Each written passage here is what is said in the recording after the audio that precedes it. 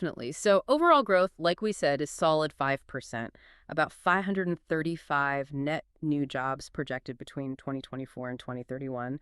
But yeah, some subsectors are really poised for, well, almost explosive growth. Like what? The biggest percentage growth, remediation and other waste management services, projected to jump by 28%. 28%. Wow. Yeah, it's a huge surge, and it really highlights a critical shift, doesn't it? How so? Well, it shows Northwest Alberta isn't just about resource extraction anymore. They're actively investing in and kind of monetizing environmental stewardship, turning waste management into a significant growth industry. That points to a maturing, diversifying economy. That makes sense. Any others showing strong growth? Yep. We're also seeing big jumps in water, sewage, and other systems. That's up 18%. And other heavy and civil engineering construction growing by 16%. These are all areas where, environmental focus meets practical infrastructure needs. A powerful insight into the shifting priorities. But it is dynamic, as you said. Are any areas projected to shrink? Yes, it's not all growth across the board. Some subsectors are projected to see decreases. For example, utility system construction is expected to decrease by 17%, and architectural engineering and related services is projected down by 20%. So it shows the sector is evolving, right? Opportunities are shifting. Maybe it's less new build utility systems, more maintenance or upgrades, and maybe a refinement in design services as the sector matures. Okay, so shifts within subsectors. Yeah. But underlying a lot of this, especially construction and operations, must be the skilled trades, right? Absolutely critical. Trades and equipment operation roles are fundamental. They're the ones doing the hands-on work. And the report touches on wages for these roles. It does, using 2023 data.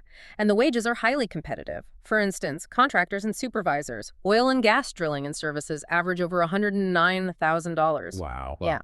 Heavy-duty equipment mechanics, over $88,000 average. Oil and gas well drillers, servicers, testers, and related workers, around $77,000. And heavy equipment operators average over $68,000. Those are solid numbers. Shows the value placed on those practical skills. Definitely. And we see this reflected directly in recent job postings. Between January and December 2024, there were 769 unique job postings in the sector in the region. Okay. For the ones listing salaries, the median advertised salary was $68,000. And notably, 28%, nearly a third, offered above $91,000. So high demand for skilled roles. Which ones were posted most? Top ones by number. Transport truck drivers with 52 postings, then heavy-duty equipment mechanics at 45, and oil and gas well drillers, servicers, testers, and related workers had 30. So that clearly shows where the immediate hiring focus is for anyone looking to get in or move within the sector. Okay, impressive numbers, clear growth areas, strong wages. The natural question then is, why? What's really fueling this growth? What are the drivers making Northwest Alberta this clean tech hotspot? Well, a big piece, according to the Canada Energy Future 2023 report, is simply expanding electricity demand overall. Couple that with a forecast for increasing electricity prices. Body economics. Right. It forms a strong economic basis for growth. More demand for power, higher prices for it, that creates more incentive to innovate and invest in new energy sources. And I imagine government support plays a role too. A significant role, absolutely. Things like the extension of investment and production tax credits. Plus, programs like the Smart Renewables and Electrification Pathways program, these are specifically designed to boost investment in clean energy. And it's particularly impactful in provinces like Alberta and Saskatchewan, given their traditional reliance on non-renewables. Policy nudges. Or maybe strong pushes in this case. It's clearly aimed at accelerating that transition and diversifying the provincial economies. The report also breaks down national demand into three key categories, sort of like levers pushing the sector forward. That's a good way to put it. First was public and private investment, right? Funding R&D to lower costs. Correct. Second is retrofitting infrastructure, updating buildings, equipment for efficiency, again, lowering costs, a sustainable approach. And third? Tax credits for clean tech. The example given is zero-emission tech manufacturers getting about $1.4 billion in tax reductions through 2034. So yeah, powerful incentives driving innovation and adoption. And if you look at the whole ecosystem, it's really interconnected. Key suppliers include upstream manufacturers making things like metal pipes, turbines, and even traditional producers like oil and gas extraction providing inputs. Right. And on the demand side, key buyers are sectors like construction and ultimately Canadian consumers. It just shows how integrated and sort of foundational this sector is becoming across the economy. That paints a really clear picture of the economic engine. Let's zoom back in on the region itself. What makes this specific area unique? What advantages really stand out to you? Well, one really exciting emerging opportunity is geothermal energy, tapping into the Earth's heat, basically. The report actually identifies two specific deep rock layers, the Leduc Formation and the Granite Wash Formation, right there in the region as commercially viable for development. Like underground heat reservoirs ready to go. Essentially, yeah. Perfectly positioned for clean energy development, and it aligns perfectly with the Alberta government's focus on clean and renewables for diversification. And isn't the region also sitting on major natural gas reserves? It absolutely is, strategically located right over two massive formations, the Montney and the Duvernay. That gives it this unique advantage for value-added processing in petrochemicals. So turning raw gas into higher value products. Exactly. Things like plastics, chemicals, and that can then intersect with clean tech advancements, circular economy ideas. It's a powerful combination. And it's not just potential, right? The investment is actually flowing. Oh, yeah. Multi-billion-dollar investments are already being attracted for energy production and clean energy projects. Billions. Billions. The report notes planning is underway for three major projects right now in the MD of Greenview and the County of Grande Prairie. These are described as world-class projects. It really underscores the confidence investors have in the region. Potential is turning into tangible development. And the job impact. Massive. Expected to support over 9,000 construction jobs province-wide. And, crucially, more than 650 long-term operational jobs within the region itself. That's huge, lasting impact. Wow.